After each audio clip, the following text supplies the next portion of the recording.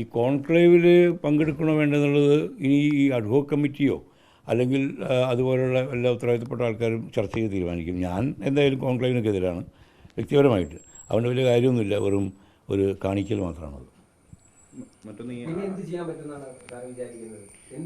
പിന്നെ എന്ത് ചെയ്യാൻ പറ്റുമെന്ന് പറഞ്ഞാൽ ഈ കുറ്റാരോപിതർക്കെതിരെ നടപടിയെടുക്കുമല്ലോ ഗവൺമെൻറ് അങ്ങനെ പറയുന്നത്.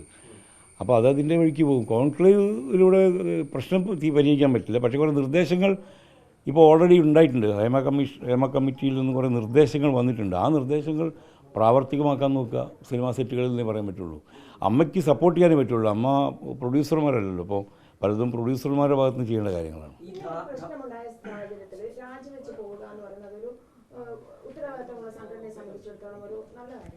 രാജിവെച്ച് എങ്ങോട്ട് പോകുന്നു?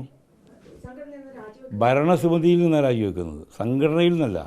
സംഘടനയിൽ നിന്ന് രാജിവെച്ച് പോകുമ്പോൾ നിങ്ങൾക്ക് പറയാം നിങ്ങൾ ഭയന്നോടുകയാണ്, പേടിച്ചോടുകയെന്നൊക്കെ പറയാം. ഇത് ഞങ്ങൾ ഭരണസമിതിയിൽ നിന്ന് മാറി നിന്നിട്ട് ഞങ്ങൾ അവിടെ തന്നെ ഉണ്ട്. അഡ്ഹോക് കമ്മിറ്റിയാണ് ഞങ്ങൾ. ഇപ്പോഴും ഉത്തരവാദിത്തമുള്ള ആൾക്കാരാണ് ഞങ്ങൾ. അഡ്ഹോക് കമ്മിറ്റിയിലാണ്. അതിലാരും വിട്ടുപോയിട്ടില്ല. അഡ്ഹോക് കമ്മിറ്റിയിലുള്ള എല്ലാവരും. അതുകൊണ്ടല്ലേ ധാർമ്മികമായ ഉത്തരവാദിത്തം ഉണ്ടാവുന്നത്. അല്ലെങ്കിൽ വെറുതെ ധാർമ്മികമായ ഉത്തരവാദിത്തം ഉണ്ടാവുമോ? വീഴ്ച സംഭവിച്ചു. അമ്മയ്ക്കല്ല, അമ്മയിലെ ചില അംഗങ്ങൾക്ക്. അമ്മ എന്ന് പറയുമ്പോൾ 506 സംഘടനയാണ്. ആ 506 ആൾക്കാരും ഈ കുറ്റാരോപിതരൊന്നുമല്ല. അവർക്കൊന്നും വീഴ്ച സംഭവിച്ചിട്ടുമില്ല. ചുരുക്കം ചില ആൾക്കാരുടെ പേരിൽ ആരോപണങ്ങളെ വന്നിട്ടുള്ളൂ. അതെ, അതാണ് വലിയ ഉത്തരവാദിത്വം. അതാ തലപ്പത്തുള്ള ആൾ. പ്രസിഡന്റ് സെക്രട്ടറി ആണല്ലോ ഒരു സംഘടനയുടെ തലപ്പത്തുണ്ടാകുന്ന ആൾക്കാർ. അപ്പോൾ സെക്രട്ടറിക്ക് പറ്റിയൊരു വീഴ്ച അല്ലെങ്കിൽ ഇനി അതിലുള്ള മറ്റുള്ള ആൾക്കാരുടെ നേരെ വന്ന ആരോപണങ്ങളൊക്കെ വരുമ്പോൾ സംഘടന തീർച്ചയായിട്ടും ഇത്തരം ഭരണസമിതി ഇങ്ങനത്തെ ഒരു ധാർമ്മിക വശത്തിന് ഊന്നൽ കൊടുക്കേണ്ടതാണ്.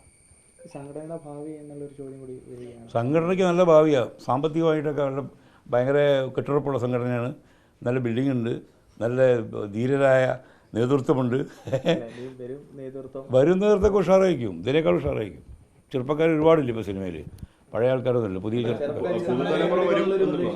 ഇത് ഏറ്റെടുക്കൊന്നും വേണ്ട, അതിൽ പ്രവർത്തിച്ചാൽ മതി. ഏറ്റെടുക്കാൻ അനാഥമൊന്നുമല്ലല്ലോ ഇത്. ഇപ്പം മോഹൻലാലിനെ പോലുള്ള ആൾക്കാരെയൊക്കെ തലപ്പത്തേക്ക് വരാൻ ബുദ്ധിമുട്ടായിരിക്കില്ലേ? ഒരു ബുദ്ധിമുട്ടുമില്ല, മോഹൻലാലിന് വീണ്ടും വരും. താങ്കൾ കുറപ്പാണ് അങ്ങനെ? അത് ആവശ്യം മോഹൻലാൽ ഇങ്ങോട്ട് ആവശ്യപ്പെട്ടതല്ലല്ലോ എന്നെ പ്രസിഡന്റ് ആക്കൂ എന്ന് പറഞ്ഞ് പുറകെ നടന്നല്ല. നമ്മൾ അദ്ദേഹത്തെ പുറകെ നടക്കുക ചെയ്ത്. കാരണം ഞാൻ ഇപ്പോൾ നമ്മൾ പറയാം ഒരു സ്റ്റേജ് ഷോ അല്ലെങ്കിൽ ഒരു പ്രോഗ്രാം ഒക്കെ നടക്കുകയാണെങ്കിൽ ഇപ്പം ഞാനോ അതുപോലുള്ള ആൾക്കാരോ സ്റ്റേജ് ഷോയിൽ നിന്നിട്ട് കാര്യമുണ്ടോ? നിങ്ങൾ ചാനലുകാർ വാങ്ങൂല. അത് മോഹൻലാൽ മമ്മൂട്ടിയൊക്കെ തന്നെ വേണം. അപ്പോൾ നമുക്ക് ഈ മറ്റുള്ള പാവപ്പെട്ട, അതായത് വളരെ കുറഞ്ഞ പ്രതിഫലത്തിലൊക്കെ ജീവിക്കുന്ന ഒരുപാട് ആർട്ടിസ്റ്റുകളുണ്ട്. ഇവരുടെയൊക്കെ സാമ്പത്തിക ക്ഷേമം എന്ന് പറഞ്ഞാൽ മോഹൻലാലും മമ്മൂട്ടിയെ പോലെയുള്ള വലിയ സ്റ്റാഴ്സ് നമ്മുടെ കൂടെ നിൽക്കുന്നുകൊണ്ടാണ്. അല്ലാതെ കുറേ നമ്മളെ മാരത്തെ കുറേ ഒരു ഇടത്തരക്കാർ നിന്നാലൊന്നും നിങ്ങൾ ചാനലുകാർ വാങ്ങില്ല. അപ്പോൾ അതിൽ നിന്ന് കിട്ടുന്ന വരുമാനമാണ് ഞങ്ങളുടെ റവന്യൂ, മെമ്പർഷിപ്പ് മാത്രമല്ല. അല്ല, അങ്ങനെ ഒരു ശരശയ്യയിലേക്ക് ഇനി അദ്ദേഹം വരാൻ തയ്യാറാകുമോ എന്നുള്ള ചോദ്യം. ശരശയ്യൊന്നുമല്ല, ഇത് പൂമത്തില്ലേ? ആരാ പറഞ്ഞ ശരശയ്യ? ഇത് പൂമത്തില്ലേ? അല്ല, അമ്മ പ്രസിഡന്റ് സാർ ഒരു പൂമത്തയാണോ ശരിക്കും? പിന്നെന്താ, ചില ആരോപണങ്ങൾ വരുന്നുള്ളൂ. അപ്പോഴത്തേക്ക് ഒരു 1-2 ശരങ്ങൾ അതിന് ശരശയ്യാക്കണോ? അല്ല, പക്ഷെ എല്ലാവരും ചോദിക്കുന്നത് മോഹൻലാൽ എവിടെ, മോഹൻലാൽ എന്തുകൊണ്ട് പ്രതികരിക്കുന്നില്ല, മമ്മൂട്ടി എവിടെ, മമ്മൂട്ടി എന്തുകൊണ്ട് പ്രതികരിക്കുന്നില്ല? അല്ല, അവർക്കൊക്കെ വേണ്ടിയില്ലേ ഞങ്ങൾ എക്സിക്യൂട്ടീവ് മെമ്പേഴ്സ് സംസാരിക്കുന്നത്, പ്രതിനിധി. ഇപ്പോൾ സർക്കാരിൻ്റെ എല്ലാ കാര്യങ്ങളും മുഖ്യമന്ത്രിയാണ് പറയുക, അല്ലല്ലോ മറ്റു പല മന്ത്രിമാരും പറയും. പ്രധാന കാര്യങ്ങൾ മുഖ്യമന്ത്രി തന്നെ. പ്രധാന കാര്യം ഇത് അത്ര പ്രധാനമായിട്ടില്ല. ഏയ്, ഇതിലും വലിയ ഇതിനേക്കാൾ വലിയൊരു പ്രശ്നം മലയാള സിനിമയിൽ വരാനുണ്ടോ ഇനി? പിന്നെ ഇതിലും വലിയ പ്രശ്നങ്ങൾ വന്നിട്ടില്ല. ദിലീപിൻ്റെ പ്രശ്നം എന്താ മോശം? അല്ലാതെ ദിലീപിൻ്റെ ഒറ്റപ്പെട്ട വ്യക്തി മാത്രം അയാൾ അമ്മയുടെ ട്രഷറായിരുന്നു. അതിനേക്കാൾ വലിയ പ്രശ്നം നല്ലത് ആണോ? അല്ലാതെ അയാൾ ഒറ്റപ്പെട്ട രീതിയിൽ ഒരു ഇടപെട്ടതാണ്. അയാൾ ഉണ്ടാക്കിയ പ്രശ്നത്തേക്കാൾ വലുതാണോ ഇത്? ആലോചിച്ച് നോക്ക്. എന്താന്ന് പറയാത്തത്? ഈ അസോൾട്ടുകളെല്ലാം ഏതാണ്ട് ഒന്ന് തന്നെയാണ്. അല്ല, ഡിഫറൻ്റ് ആണ്. ഇപ്പം മുകേഷിനെതിരെ വന്നിരിക്കുന്നതും ഒക്കെ ഡിഫറൻ്റ് ആണ്. മറ്റേ ക്രൈമിൻ്റെ വലിപ്പം എന്താ? അതിൽ കോൺസ്പിറസിയാണ് ദിലീപിനെതിരെ. അത് നിങ്ങൾ ആ വിഷയത്തിലേക്ക് നമ്മൾ പോകുന്നില്ല, കാരണം നിങ്ങൾ പഠിച്ചിട്ട് വരേണ്ടത്. അല്ല, ഞാൻ പറഞ്ഞ അങ്ങനെ വരുമ്പോഴത്തേക്ക് ഒരു ഇതൊന്നും വലിയൊരു അത്ര വലിയ ഒരു സംഘടനയെ തകർക്കാൻ പോകുന്ന ശക്തമായ ശരമൊന്നുമല്ല. ഓവർകം ചെയ്യാവുന്നേ ഉള്ളൂ. ഇതൊക്കെ ഇനി പോലീസ് കേസ് വരണം, കേസ് വന്ന് അന്വേഷണം വരണം, കോടതിയിലെത്തണം, ഇതൊക്കെ കാര്യങ്ങളുണ്ട്. ഇനി ഒരുപാട് പ്രൊസീജിയേഴ്സ് ഇല്ലേ. ഏത് ഈ പുതിയ കോൺക്ലേവില്ല? കോൺക്ലേവിനോട് എനിക്ക് യോജിപ്പില്ല. തട്ടിക്കൂട്ടി പരിപാടിയാണ്. 4.5 കൊല്ലം ഈ കമ്മിറ്റി റിപ്പോർട്ട് പൂർത്തിവെച്ച ആൾക്കാരല്ലേ ഇത്? അല്ലേ? ഇതിൽ ഏറ്റവും വലിയ ക്രൈം ചെയ്തിട്ടുള്ള സാംസ്കാരിക മന്ത്രിയാണ്. 4.5 കൊല്ലം ഈ റിപ്പോർട്ട് പൂർത്തിവെച്ചതിനർത്ഥം ഇതിൽ ഇരയാക്കപ്പെട്ടവർക്ക് നീതി 4.5 കൊല്ലം തടഞ്ഞു വെച്ചു. അല്ലെങ്കിൽ ഇതിൽ കൊണ്ടുവരേണ്ട പരിഷ്കാരങ്ങൾ നടപ്പിലാക്കുന്നതിൽ 4.5 കൊല്ലം വൈകിച്ചു. ആരാ റെസ്പോൺസിബിലിറ്റി? സാംസ്കാരിക മന്ത്രി. യാതൊരു അംശമില്ല. അദ്ദേഹം വിളിച്ചു കൂട്ടുന്ന കോൺക്ലേവിൽ ഞാനൊന്നും പങ്കെടുക്കില്ല. ഈ അമ്മയുടെ ഭാരവാഹിയാണെങ്കിൽ പോലും ഞാൻ പങ്കെടുക്കില്ല.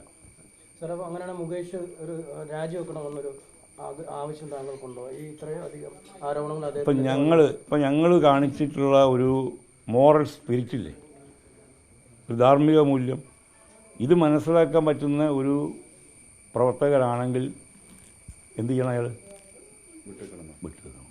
വിട്ടു നിൽക്കണം. അതല്ലേ ഇതിന് മര്യാദ. അതിൽ ഇവർ കുറേ എക്സാമ്പിൾസ് പറയും. മറ്റേ MLA അങ്ങനെ ചെയ്തില്ല, ഈ MLA ഇങ്ങനെ ചെയ്ത് എന്നിട്ട് അവർ രാജിവെച്ചില്ല എന്നൊക്കെ പറയും. അങ്ങനെ എല്ലാവരും പോലെ ആവർത്തിക്കല്ലൊരു ചെയ്യേണ്ടത്. നമ്മൾ വ്യത്യസ്തരാവണ്ടേ? അമ്മ സംഘടന യഥാർത്ഥത്തിൽ വ്യത്യസ്തമാണ്.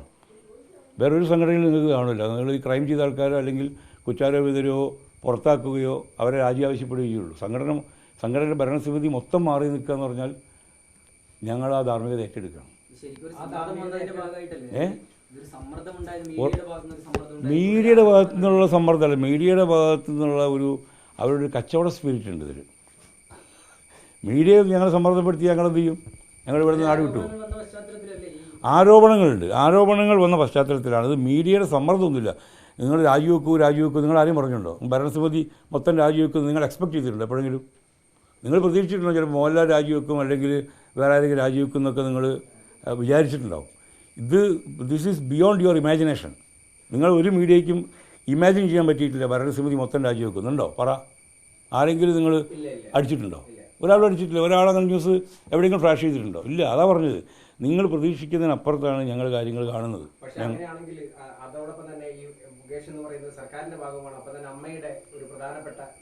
അല്ലല്ല, പ്രധാനപ്പെട്ട ആളല്ല. അതങ്ങനെ പല ആൾക്കാരുണ്ട്. ഇപ്പൊ ഭരണസമിതിയിലുണ്ടോ? ഞങ്ങൾക്ക് സാധാരണ അംഗത്തിൻ്റെ മുകളിൽ ഞങ്ങൾക്ക് യാതൊരു കമാൻഡും ഇല്ല. ഇതൊരു ഡെമോക്രാറ്റിക്കായ ഓർഗനൈസേഷനാണ്. ഇപ്പം ഞാൻ നിങ്ങൾക്ക് ഈ ഒരു അഭിമുഖം തരുന്നത് തന്നെ എനിക്ക് സംഘടനാ വിലക്കുകളൊന്നുമില്ല ഇതിൽ. മനസ്സിലായി? ഇനി സംഘടന വിലക്കിയാലും എനിക്ക് പറയാനുള്ളത് പറയുന്ന ആളാണ്, നിങ്ങൾക്കൊക്കെ അറിയാം. അത്രേ ഉള്ളൂ. അപ്പോൾ അത്രയും സ്വാതന്ത്ര്യം കൊടുക്കുന്നൊരു സംഘടനയാണിത്. ഇപ്പം മുകേഷിൻ്റെ കാര്യത്തിൽ സംഘടനാ സമ്മർദ്ദം ചെലുത്തിയിട്ട് മുകേഷ് രാജിവെക്കും മാറി വെക്കും എന്ന് പറയാൻ മുകേഷ് ഭരണസമിതിയിലില്ല. മുകേഷിനോട് പറയേണ്ടതാരാ? മുകേഷിൻ്റെ പാർട്ടിക്കാരാണ് പറയേണ്ടത്, ഞങ്ങളല്ല. Because he's an MLA. വ്യക്തിപരമായ അഭിപ്രായം ഞാൻ മുകേഷിനോട് നേരിട്ട് പറഞ്ഞോളാം. അത് നമ്മൾ മീഡിയനോട് പറയേണ്ടത്.